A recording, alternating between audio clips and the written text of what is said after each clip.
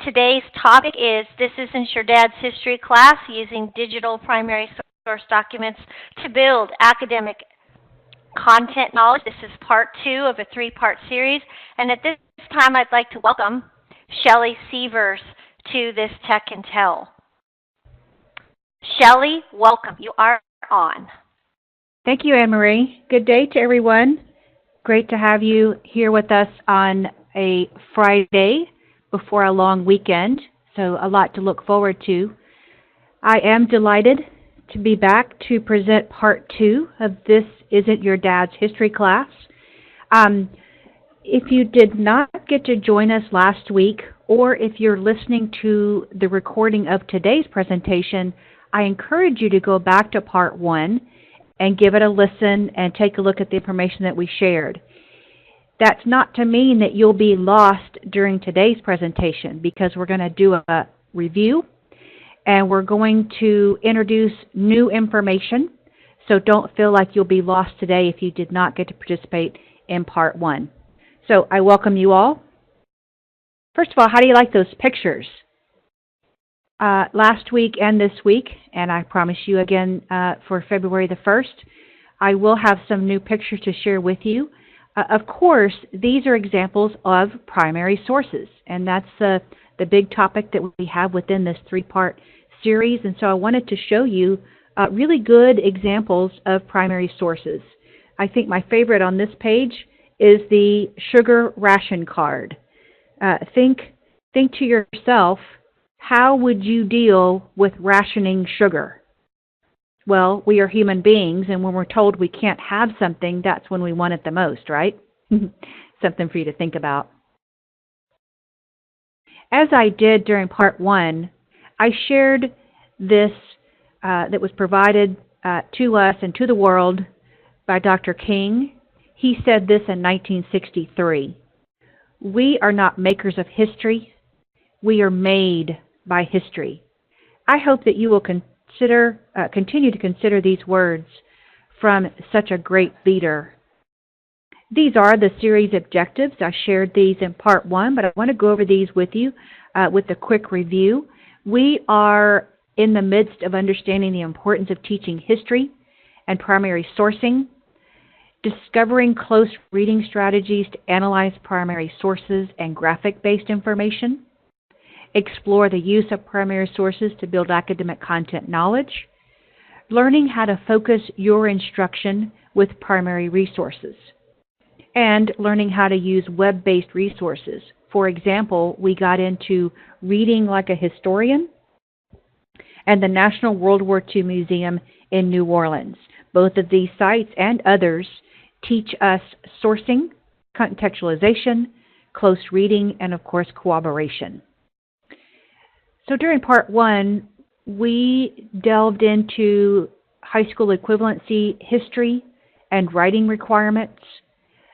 We did get into the importance of the AEL teachers teaching history, primary sourcing, and so forth.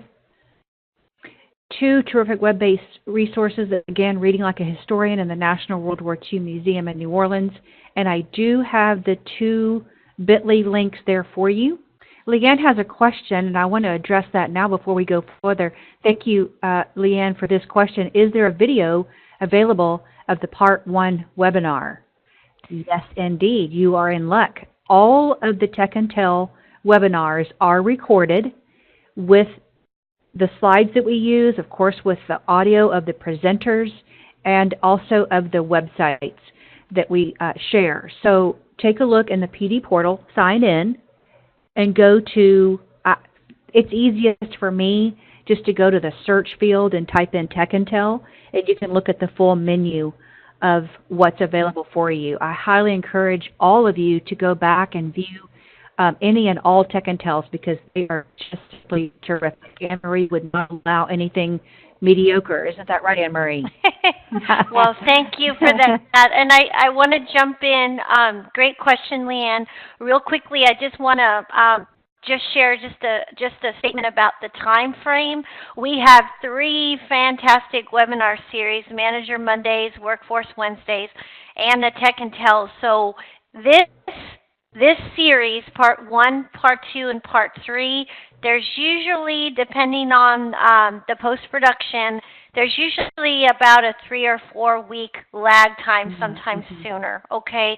So that's the only thing that I wanted to kind of share with you about that. They do a phenomenal team. They do a phenomenal job, Laura and Katie, but there is a little bit of turnaround time, okay? All right. Yeah, yeah, thank you for that. That's a very good point you make. It is not instantaneous. There is that post-production work that has to be handled by the fine folks there at College Station. So thank you for that. And thank you, Leanne, for bringing that up. I appreciate that. So some of you might be wondering, wow, is this series just about HSE? How about ESL? Are you worried that I intentionally left out ESL when presenting teaching history and primary sourcing? Another question for you is, do you know that our ESL students should learn history and primary sourcing? Well, absolutely. I bring these questions to mind to put your minds at ease because we do have the responsibility to teach our ESL students history, primary sourcing, of course, the writing and the research. Who says that we have to? Well, of course, we have the Texas Adult Education and Literacy Content Standards. So we must follow those content standards that have requirements not only for the language arts students who we know are primarily the HSE, but we also have requirements for ESL. But also take a look at my second answer there, the U.S. naturalization test. Think about what's required on that naturalization test. Are you familiar with the civics questions that include history and government? The civics test is an oral test. The officer asks the applicant up to 10 of the 100 civics questions. An applicant must answer 6 out of 10 questions correctly to pass the civics portion of the naturalization test. Those questions are dealing with American history.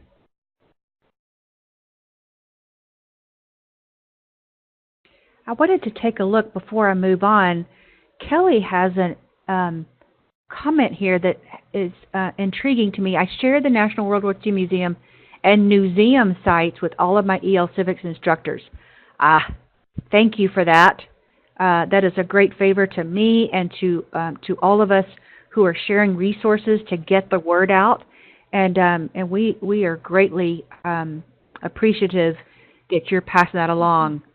What better group of teachers than your EL Civics instructors, right? Great value, as you say.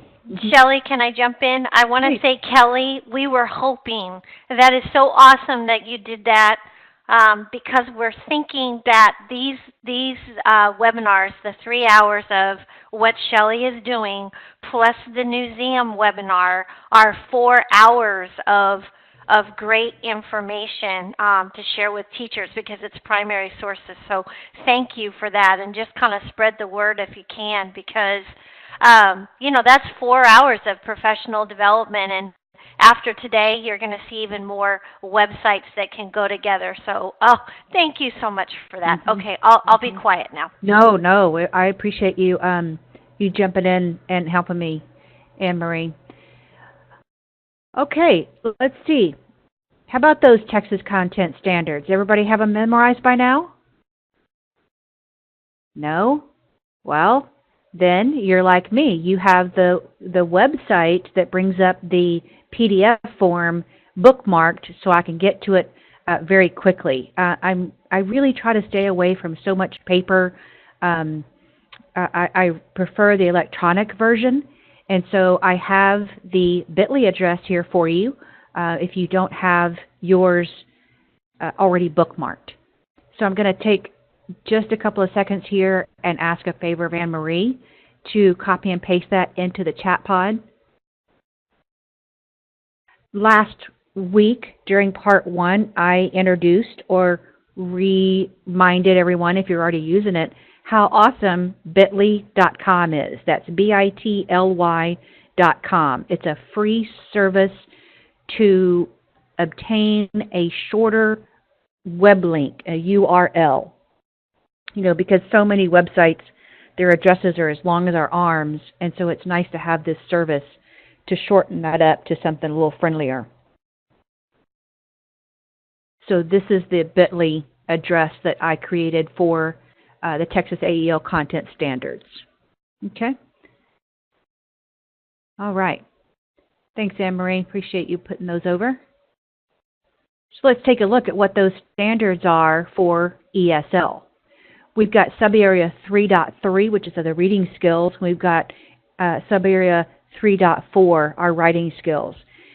During this training event today and throughout the three-part series, I don't get too heavily into teaching or reteaching the content standards. My objective here is to point out to you the justification, if you will, the evidence that we must include history and primary sourcing for our ESL and our HSC students. And here's the proof here for ESL, the writing skills and the reading skills. And these are excerpts, so I'll go over these quickly. Read a variety of texts for a variety of purposes. Interpret author's purpose and viewpoints. Read from a variety of genres for different purposes. Diverse texts. Interpret a variety of texts, including visual and quantitative. Any comments or questions before I move away here? And of course, a couple of those are repeats because they come from both reading skills and writing skills. I didn't get overzealous and start repeating. Okay, here we go. Let's talk a little bit more in depth here of subarea 3.4 for ESL, the writing skills. Write in a variety of forms with increasing ease, accuracy, and complexity to effectively address specific purposes and audiences. Write across a variety of genres and explain and extend ideas presented in primary and secondary sources through original analysis, evaluation, and elaboration. Think for just a moment about your ESL program. Are you guaranteeing that your instructors, if you're a supervisor or a director, are you ensuring that they are including these content standards? Are they using lesson plans and activities that address these specific content standards? If you're a teacher, this is just a really good reminder that you do need to ensure that these are included in your plans.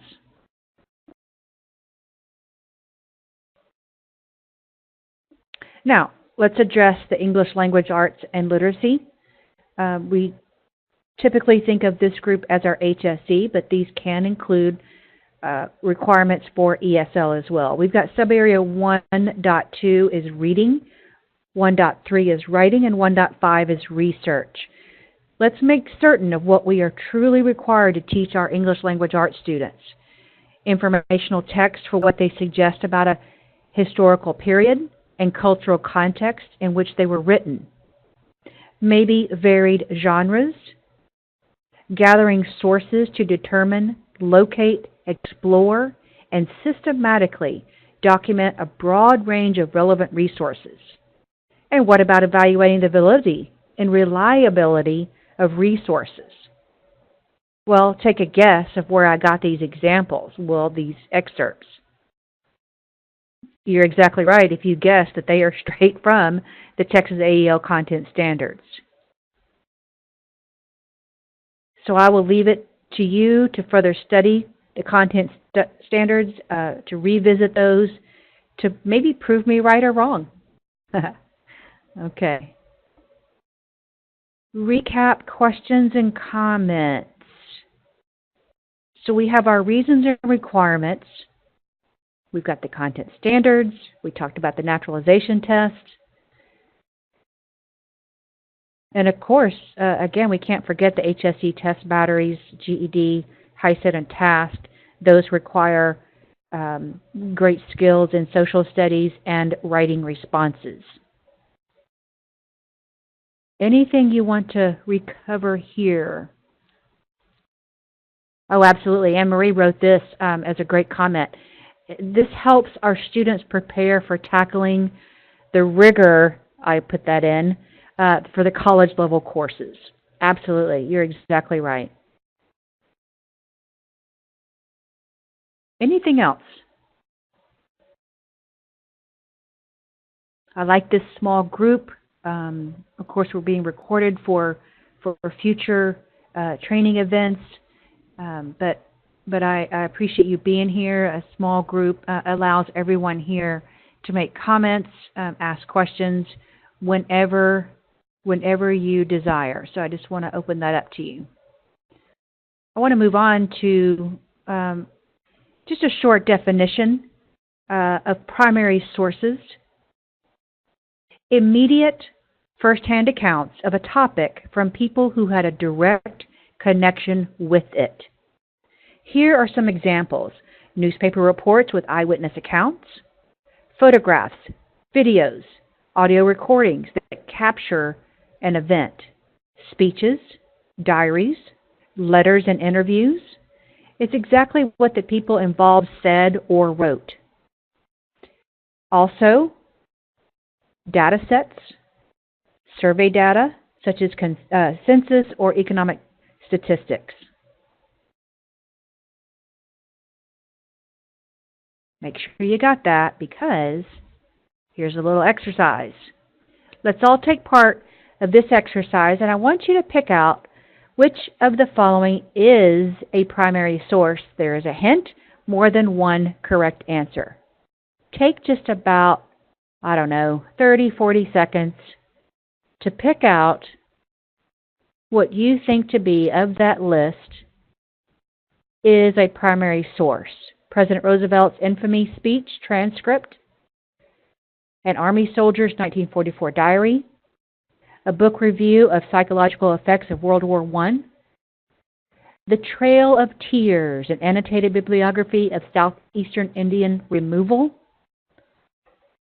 or 1969 photograph of Woodstock. Okay, Ashley has submitted her answers. Don't look. Kelly says all of these, and we appreciate you bringing these to us. Well, you are very welcome. I have enjoyed myself very much with the design and creation of this presentation. Okay, Tammy chimes in with all. Well, let's look at the answer key.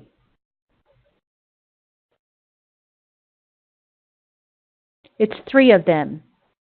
President Roosevelt's infamous speech transcript is a primary source. An Army soldier's 1944 diary is a primary source, as well as the 1969 photograph of Woodstock. And I have screen images there of the three of those primary sources. Remember that book reviews, bibliographies, newspaper magazine articles after the fact, and opinions are examples of secondary sources. Okay, good. Good for you all.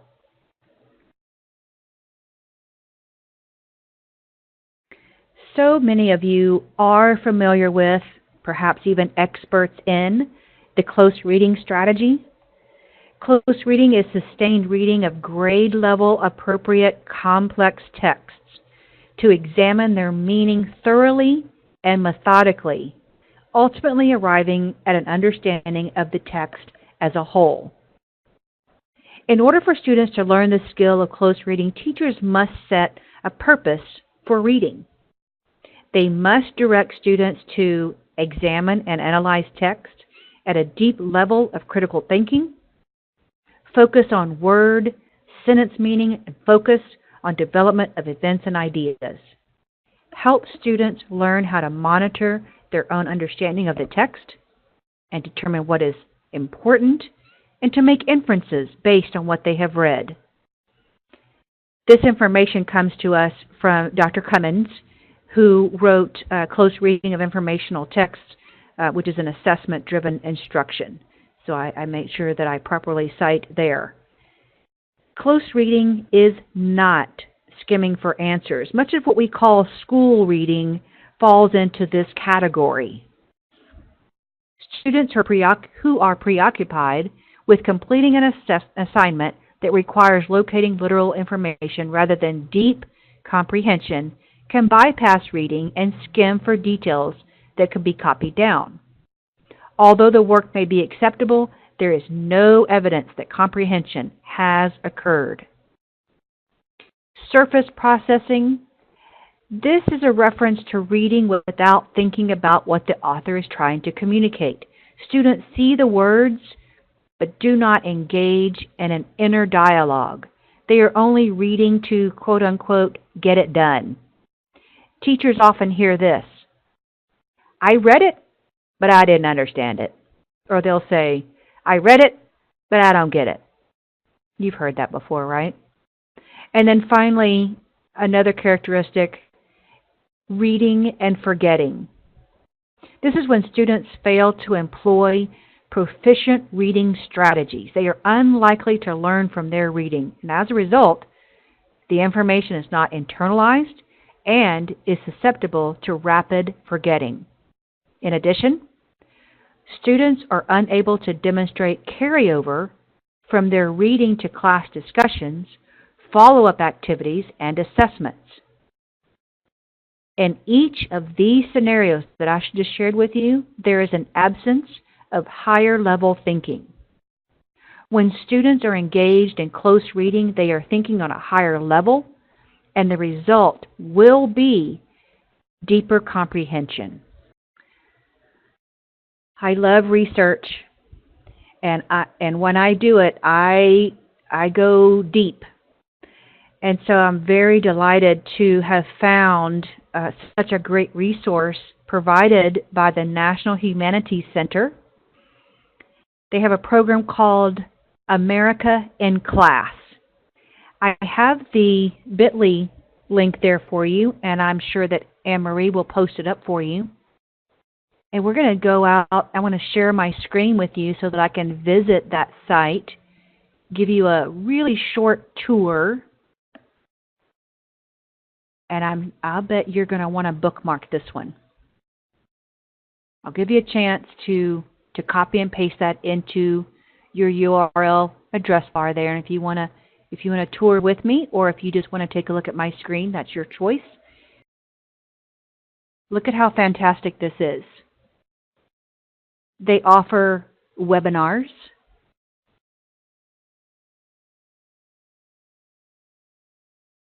There's assigned reading that goes with the webinar.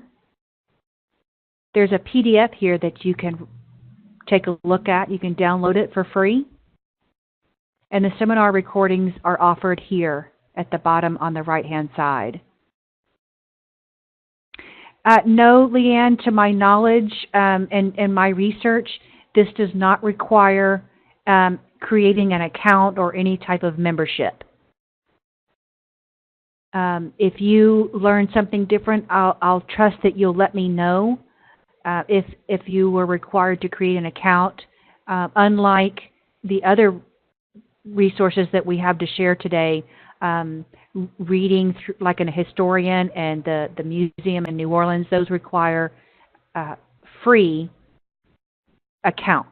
And we'll go through that a little bit here very shortly. But I wanted to show this to you.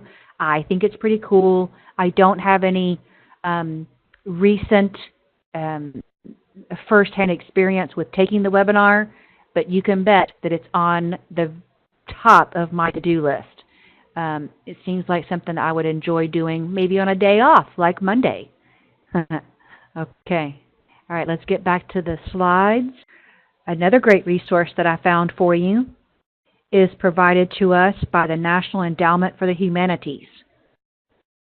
They have a site called Edcitement, and I think that's a very clever name, Edcitement.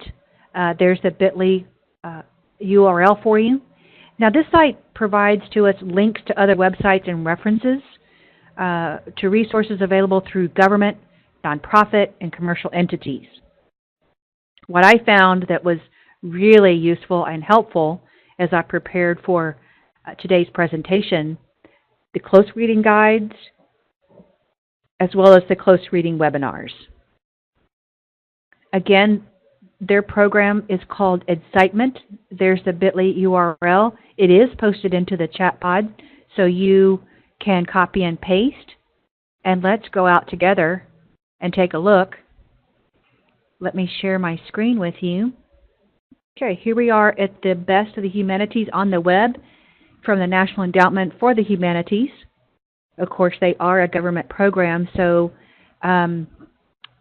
they are shut down right now, unfortunately, but that's okay. They didn't leave us with nothing at all. They left their information for us, so we'll just scroll and kind of skip through that. And I want to get to tools for analyzing primary sources and close reading. That always makes me think of my mom saying, ta-da, when she presented something pretty great, like, a great dinner. You get the ta-da. So here's the ta-da. National Archives, History in the Raw. Here's some guides for you. Oh, and look at there. American Memory Project from the Library of Congress, using primary sources in the classroom.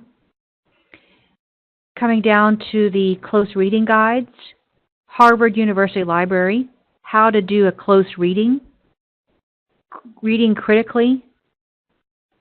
And of course, here's literary information and text, poems, and poetry. And then, of course, here are a couple of webinars that you might want to tune into. I think this one on historical informational text would be right up your alley to get some ideas for your students.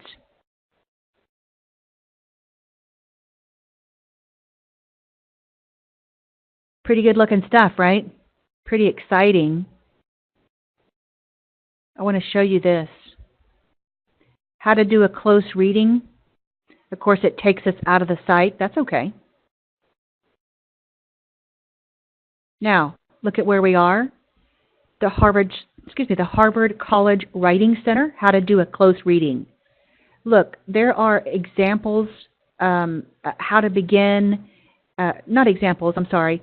Here are the instructions for how to begin. I hope that you're familiar with reading with a pencil. I mean, that's literally having your students with a pencil or a highlighter or something in their hands, and they're annotating from their text. Here's a sample passage that you can use. Of course, number 2 in that list of instructions, look for patterns and so forth. I won't spend a lot of time here. I won't make you dizzy by scrolling too quickly either. But I hope you'll bookmark this site. And of course, I got there from the Excitement. You have that bit.ly address. And then when you click, it'll open a new tab for you on these resources. Pretty cool, huh? Let's go back to our slides. During part 1, I offered some suggestions or options for providing history and primary sourcing lessons and activities. I suggested, of course, in class, what we know as face-to-face, full-length lessons if you have the time, perhaps mini lessons. I suggested a teacher's blog. I offered edublogs.org, which is free and easy, educators.weebly.com, it's free and what I call easy-ish. It might be easier for you. And Schoology. And this is a really good source to engage students with free flashcards, different activities. If you don't know how to use this, there is a Tech and Tell out there on the PD portal that you can tune in, listen to the recording, and learn how to use it. What does a lesson look like? Maybe in a teacher's blog. I pretended to be a current HSE teacher, and I created a lesson on my weekly blog for my students. As their teacher, I gave my students the blog address. And this is what they see. This is the introduction. My class is called the Oak Manor HSE class, and the lesson for this week is primary sources. I give an intro. Hello, students. Look at your notes in your civics journal, because as a good language arts and social studies teacher, I make sure that my students keep a civics journal or a history journal, just like when I teach math, they keep a math journal.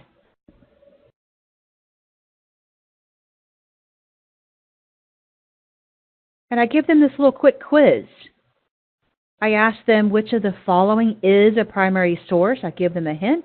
There is more than one correct answer. Let me go through these because our webinar is being recorded. I want to make sure that that the audio gets included. January 29, 1984 newspaper article titled "Space Shuttle Challenger Explodes Shortly After Liftoff." The next choice, January 28, 2018 newspaper article titled "Remembering the Space Shuttle Challenger." Choice number 3, audio recording of President Harry S. Truman's 1949 inaugural address. And the last one to choose from is an audio recording of Professor David Moore's political science class lecture about President Truman's 1949 inaugural address. You can take the little challenge if you want to, but I'm giving you an example of a little quiz that I include in my teacher blog, and I say to the students in the blog there that the answers will be posted in the next week's blog. The next part is where I posted a picture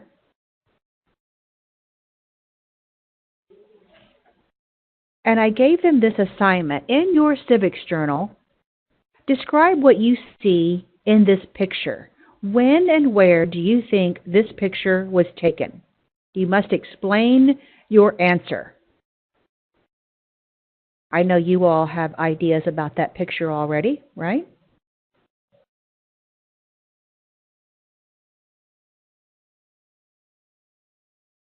This is the last part of the weekly assignment, or excuse me, the weekly blog. This is the last assignment for the week. You should have picked up photocopies of 2 Word documents, and they're listed there. Dust to East to Henry A. Wallance, Secretary of Agriculture. And the original, so I practiced this, Svoboda account. And I want you to read and compare accounts of the Dust Bowl from 2 people who lived through it. Think about what life was like during the Dust Bowl. Write notes in your journal. Use your closed reading strategies to compare the similarities and differences of these documents. Write notes in your journal.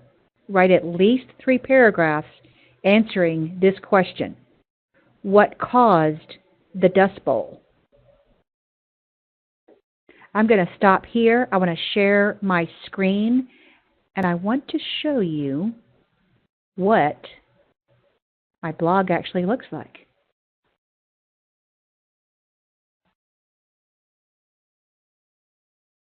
And here it is. You see, I already have an EduBlogs account, and I blog weekly for our staff. And so I just used the same vehicle to create this fictitious or example blog for the purpose of today's presentation. So this is what students would see if I were a teacher and if I posted this lesson. But it's everything that you saw on the slides. It's just in that nice format that we see from EduBlogs. There's the little quiz, of course, and here's where I said answers are in next week's blog. There's the photograph and their assignments.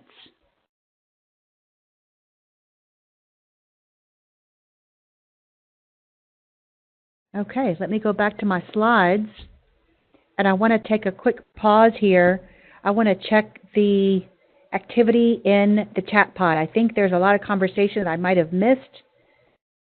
The voice of the person versus an article that retells what the person said. Oh, that's good. Yeah, this is what Anne-Marie used to tell her students. Oh, that's fantastic. The voice of the person versus an article that retells what the person said. Yep, that is spot on. Ah, thank you, Ashley. Great pick. Uh-huh. The outline of these PowerPoints will be included as a resource when the webinars become courses in the PD portal. Good to know. Okay, that's very good. Yeah, thank you for that. So let me ask you this. Do you think that I spent hours, maybe even skipping, sleeping, and eating altogether, to prepare this lesson plan, scouring the internet to find a topic, the primary sources, the pictures, and ideas? Do you think I did that? Well, if you know me well enough, you'd probably say, yeah, she probably did. Kelly said, I hope not. Or do you know a website that I might have used that provided everything I need for a fantastic social studies primary sources lesson? Can you think of that website? Well, if you guessed Reading Like a Historian from the Stanford History Education Group, then you're exactly right. There is the bit.ly address for you. Again, that's Reading Like a Historian. I want to show you that site, but I'll tell you the order that I went in before I go there. I chose U.S. history, and then I chose the time period, the New Deal and World War II time period. And then the lesson, the topic that I chose is the Dust Bowl. Let me show you that website. During part one, we did a really good tour of Reading Like a Historian web pages. Here's the top page. Scroll down. I'll do that carefully so I don't make you dizzy. And over here at topic, I chose U.S. history. So I'm clicking there. Time period. There's a long list here of time periods that I could choose from, but I decided to go with the New Deal and World War II. And these were my choices. I could have picked any one of these. You're familiar with Migrant Mother photograph, right? It's very, very famous. Well, for this, I decided to go with the Dust Bowl. Click on View Lesson. Perhaps this is how you could introduce or recap, your choice, the Dust Bowl lesson. Here's a new picture to share with your students. Take a look at that. This is a photo of Oklahoma farmer and sons walking in the face of a dust storm, taken in 1936. And it is delivered from the Library of Congress. It gives a good paragraph at the top that you could share with your students. If you scroll down, you will see where the magic happens. This is where to download your materials. Download the lesson plan, the original documents, even the PowerPoint. So let me show you, for example, you can do a quick view or download. Let's do it. Let's download. I'm going to show this to you. It only takes a few seconds. It comes to me as a Word document. Be patient, but it's only a few seconds. And look at that. Let me stretch it out a little bit. Here they are. Here's that 1935 Dust to East document. Remember I said in my lesson, fictitiously, students should have picked up their photocopies. Well, this is what I meant. Here's number 1 and number 2. So you could have these photocopies available in your classroom, maybe in a box or a folder or one of those envelopes, and they can pick these up, take them home for extracurricular practice. Or perhaps you have time in class to do this as a group. That would be fantastic. So there you go. That's how easy it was for me to come up with the lesson plan, the original documents, and I even had a little peek at the PowerPoint. It's a good one. But for time's sake, I'm gonna leave that for you for your own research and perusing. One of my favorite words, perusing. Let's go back to the slides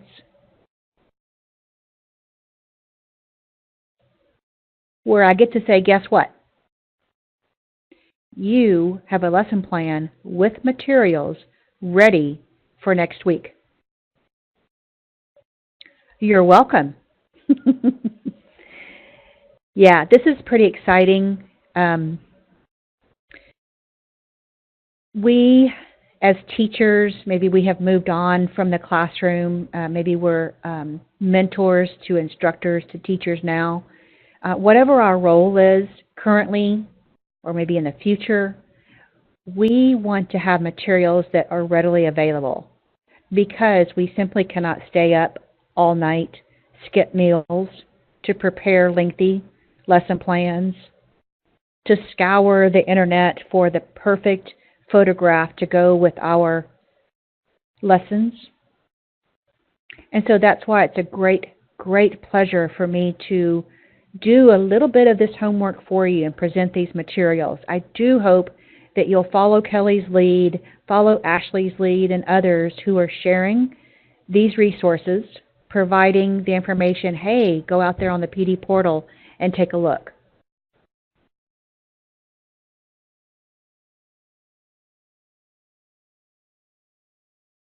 I just want to stop here. I will introduce part 3, but I want to open it up to all of you for questions, comments. I need suggestions, something that you want to share with me, share with Anne Marie, or with your fellow classmates today. Something good, something bad, something you like, something you don't like. Let me hear from you in the chat pod, or Anne Marie can unmute you and we can talk live. And I was thinking, Shelley, too, that maybe if they want to see part of the website again, Of course. whether it's the latest one that you just shared with us. So I'll open it up to the floor. Yes. Kelly had a comment. I'm not sure, Kelly, if that was in response to something or you had a question. I wasn't sure, but let's just open the floor because we've got about 10 minutes, which we rarely ever have. I know, I love this. I kind of like this to open it up. I'm usually really hurrying at the last minute to ask questions, and I think this is good. I really want to revisit some of those websites with you, if you'll tell me which one, but if you don't have a preference, then I'm going to pick one, and we'll do a little bit more looking around those websites. I will clarify that Kelly responded, I hope not, when I said that I stayed up and skipped sleeping and eating. Okay. I hope so. And if you know me well enough, you know that I'm not going to skip dinner. What website would you like to see? Is there anything in particular? I'm looking. No one has a suggestion for me, and that's okay. Don't you worry. Oh. Hello, Shelley.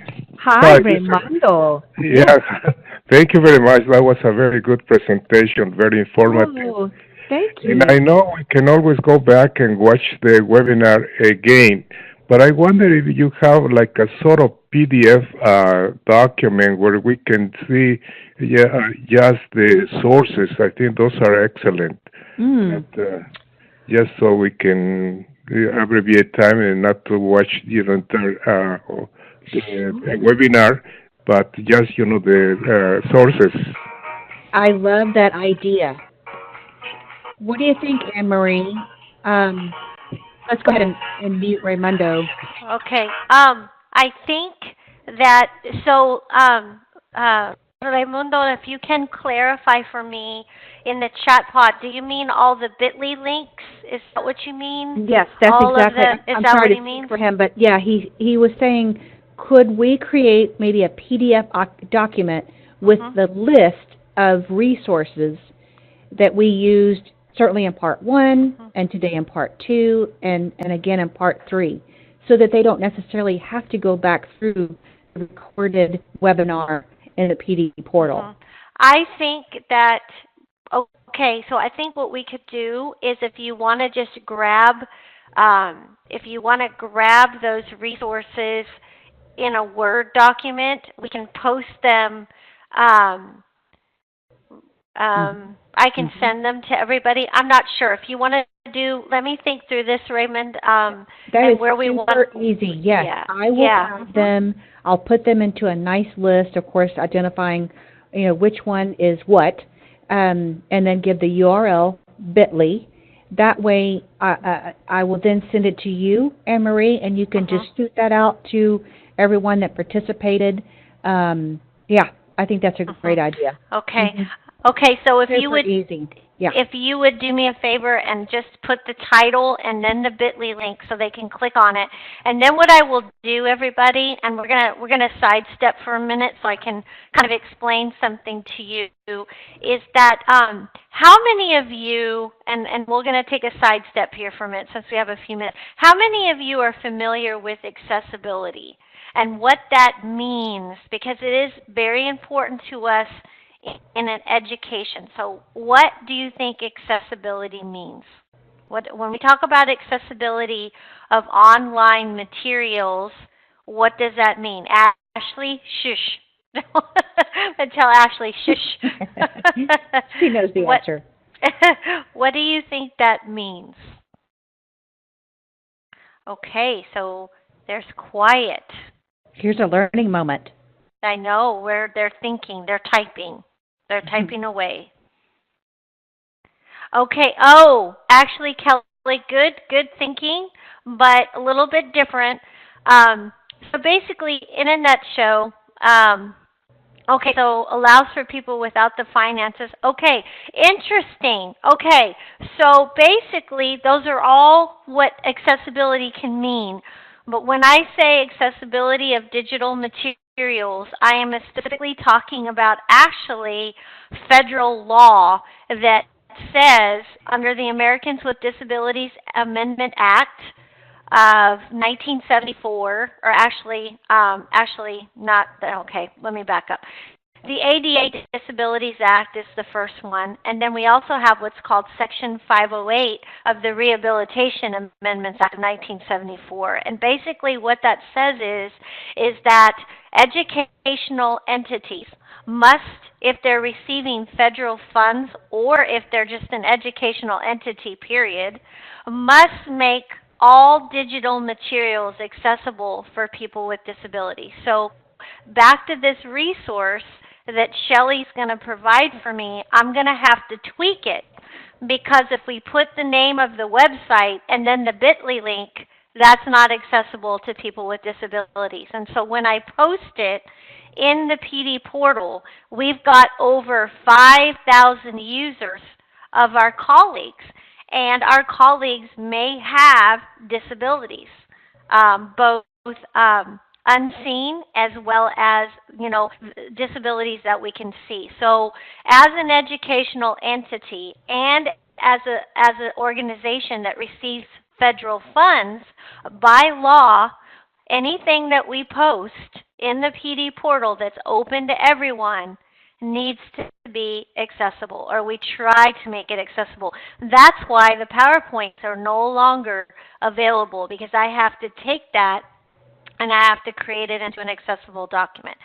So, Shelly, what I need you to do is send me the actual title and the link, not the bit.ly link. You Okay? got it. And Absolutely. then Yes. then what I will do is I will tweak what I need to do. So where am I going to put this resource document for you guys?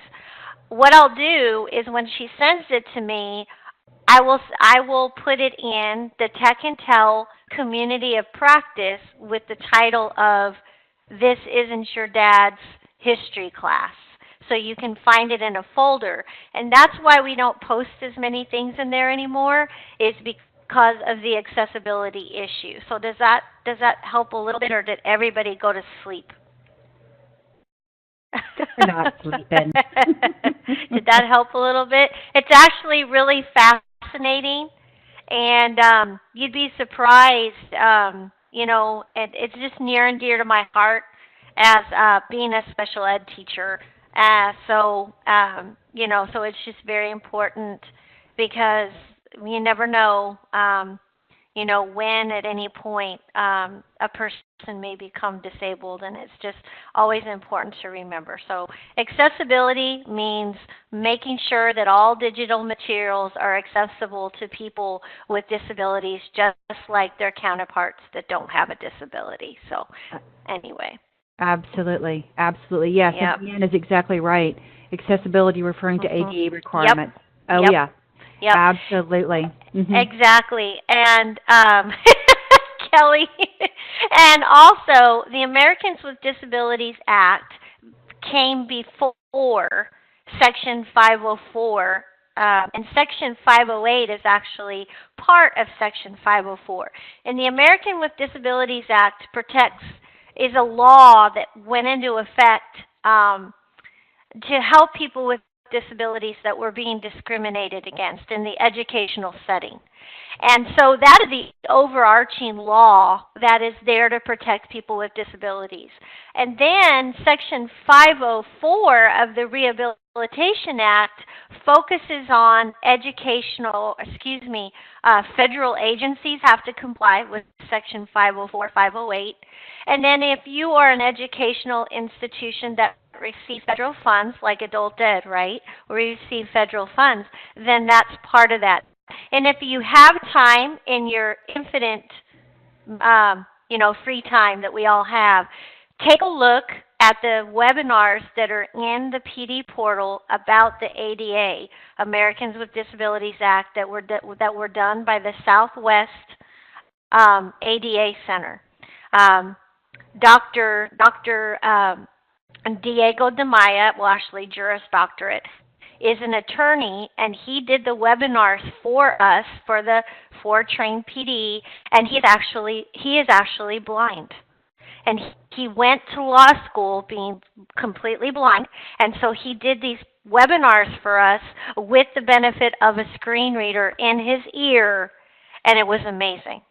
So take a moment. You'll learn a lot just about the ADA and the requirements. More and more directors email me every week asking what their requirements are in terms of helping their students with disabilities. So thank you, Shelley. I know I burned up your time there. Sorry. No apologies at all. That is a really important area that needs to be addressed, and um, we all must be well versed in what our requirements are in as educators and in our arenas as instructors. Um, this is a very near and dear topic for me as well. I've done quite a bit of work at the Lighthouse for the Blind here in San Antonio. I did extensive research when I worked for the Air Force. I was in charge of getting into compliance that I'm sure that Anne-Marie can relate to when we were required to redo and tweak our websites to make them 508 compliant. I had to do a lot of research and learning. So with that said, it is a very important topic. I don't feel like that it was a waste or a burn of our time, because it is very important and relates to all of us in one way or another. With just maybe 30 more seconds, I came out to show you the National Endowment for the Humanities site just one more time. This is a very clever title, Edcitement. This is a list of tools for analyzing primary sources and close reading. And I think that these will come in very handy for you and for your HSE and ESL students. Whether it's an ESL class, whether it's a civics class, a citizenship class, really you can use these resources as a jumping off point, or maybe even a very in-depth lesson with activities. I hope you'll take advantage of these webinars. We always look for free. We always look for something right at our fingertips where we don't have to do a lot of Googling and searching through the internet for the right thing because we fall down a rabbit hole, right? You go to YouTube looking for a video on fractions, and 4 hours later you're watching magic tricks, right? Or is that just me? Okay, let's wrap things up. I'm going to go back to the slides, and I want to tell you very quickly that you will want to join me for Part 3 on Friday, February 1st. We are skipping a week. Friday, February 1st, back here at 11:30, we're going to maybe have an ESL lesson plan. Would you like that? We're going to do a thorough review of all 3 parts and do a final thoughts session together. So you'll not want to miss Friday, February 1st. Mark your calendars. Be sure to register.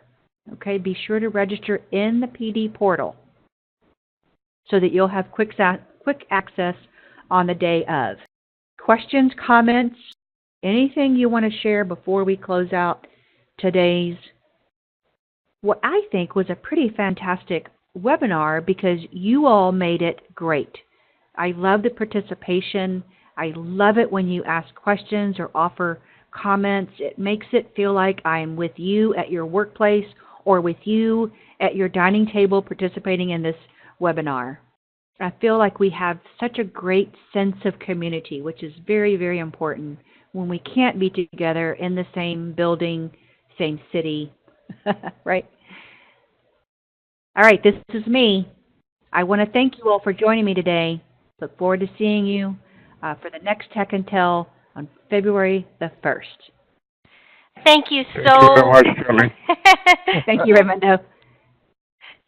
Thanks so much, Shelley, for a wonderful webinar today, and I hope everybody does take the time to use them so that when we come back on February 1st, we can have some rich dialogue about what you're using and how you're using them. It was so great to hear that Kelly's been able to use the resources and sharing them. So I just get so jazzed when I hear that. And I also want to thank everybody for joining us today.